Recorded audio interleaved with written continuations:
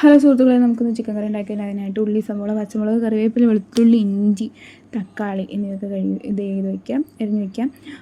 കഴുകി വെച്ച ചിക്കനിലേക്ക് കുറച്ച് മഞ്ഞൾപ്പൊടി, ഉപ്പ്, പിന്നെ ഫ്ലേവറിന് വേണമെങ്കിൽ ഓപ്ഷണൽ ആണ്, വേണമെങ്കിൽ കുറച്ച് മസാല ആഡ് ചെയ്യാം.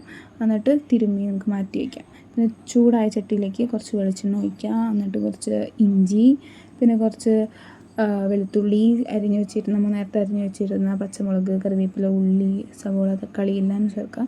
ഇത് നമ്മൾ നന്നായിട്ട് മിക്സ് ചെയ്യുക. പിന്നെ നമ്മൾ ഒന്ന് വാടി വരുമ്പോൾ കുറച്ച് മഞ്ഞൾപ്പൊടി, പിന്നെ കുറച്ച് മുളക് പൊടി, പിന്നെ കുറച്ച് മല്ലിപ്പൊടി, പിന്നെ കുറച്ച് കുരുമുളക് പൊടി എടുത്തിട്ടുണ്ട്. കുരുമുളക് പൊടി വേണമെങ്കിൽ ആഡ് ചെയ്യാം. എന്നിട്ട് മിക്സ് ചെയ്യുക.